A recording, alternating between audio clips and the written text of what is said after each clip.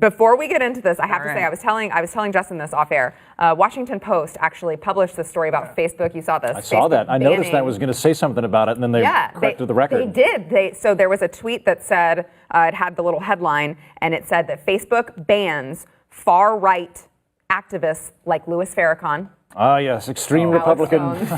Far right Louis, you know?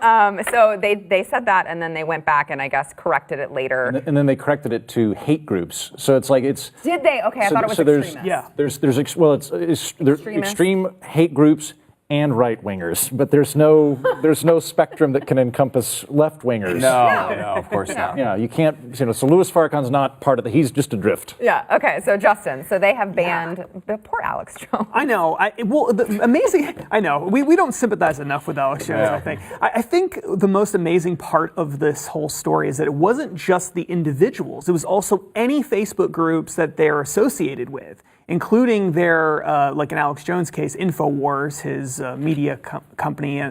They banned their Facebook page as well. And they did it all under this guise of it's hate speech, it's dangerous, that was a direct quote, dangerous speech, which I find very interesting. And it's sort of, I understand on one level, you don't want, if you're Facebook, the KKK, having advertisements and advertising on Facebook. But if you're going to be an open platform and you want to be treated like an open platform legally and not a publisher like a newspaper or a media company like The Blaze, well, then you have to allow people to speak freely. And you don't get to decide, I think, what is dangerous and what is not dangerous, because once you start going down that road, well then, you can ban almost anybody for any reason. That's sort of what they're starting to do. Now, I don't like Louis Farrakhan. I'm not a fan. He's a little too right-wing for me. But I'm not a fan of him, and I'm not a fan of Alex Jones, but I don't want to silence those people either. If they want to spew crackpot theories, then they should be able to do that, I think. And if I don't want to go to their ridiculous websites, then I won't.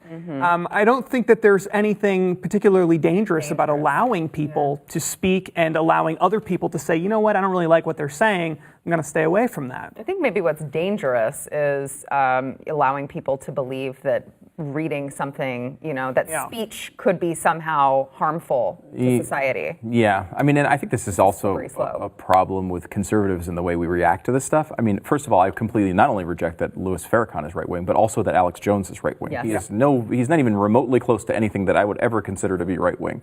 That being said, a big part of the pushback from conservatives, instead of saying, hey, banning people for speech is wrong, and we should stand up for people on the left who get banned for speech. Instead, the conservative reaction has been, well, why don't you ban Louis Farrakhan? Well, now you got that. Does that feel good? Is this a win? Or maybe we should regulate Facebook, which has been one of the more disturbing things that's happened. And conservatives have gone down that road hard. There's a few Republican politicians that are going, hey, we're getting bullied. We should have the government step in to fix this, which is a terrible idea. I'm kind of mixed on this, to be honest with you, because I would be 100% against any government censorship of these people.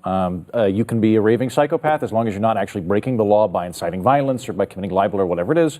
You have access to say whatever you want. You're in America. But these are private platforms. Yep.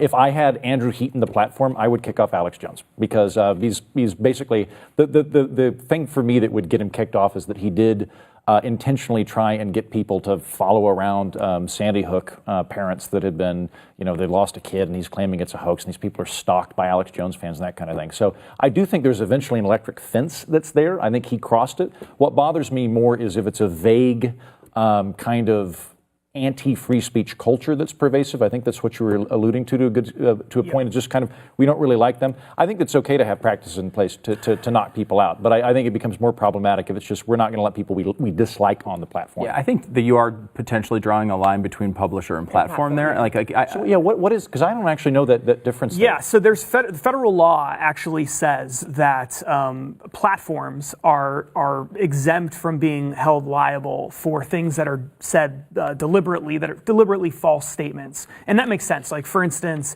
if you have Facebook and someone goes on Facebook and says all sorts of ridiculous, libelous things, Facebook should not be held liable just because they went onto Facebook and did this. But the New York Times can be. Why?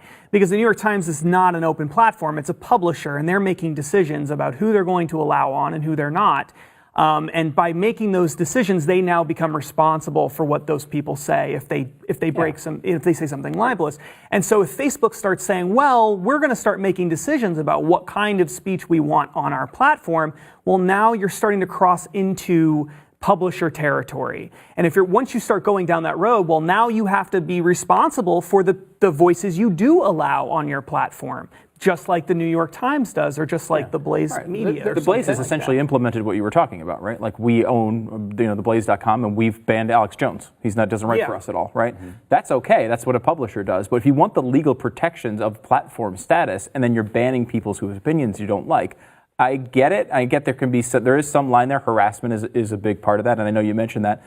But there's a tough line there too. When you say that Alex Jones followers are doing things on behalf of Alex Jones, I mean, that's a tough thing. I mean, we're broadcasters. People who listen to my program are weirdos. Yeah, exactly. They might really very well. weird. They really are. Listen to this quote from the article from CNN about this real quick. In some instances, when Facebook bans an individual or organization, it also restricts others from expressing praise or support about them on its platforms.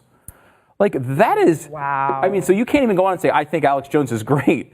That would get you in trouble. That's a really if you posted like a Joe Rogan podcast with Alex Jones, and that you, might get you in I guess, trouble. and praised it. But if you criticized it, maybe that would be allowed. I don't know how that doesn't get down the platform road. Again, this is not an easy line, because I think we would all say, like, if there's a certain amount of harassment, or there's probably certain things that you could talk about banning.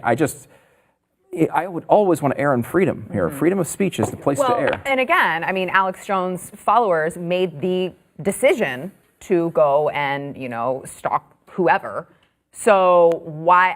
I have a hard time holding Alex Jones accountable for what other people do. It's at the end of the day. individual responsibility. We, and that you go down really scary roads here. But again, I'm with you overall in that it is a private platform, and they should be able to do what they want.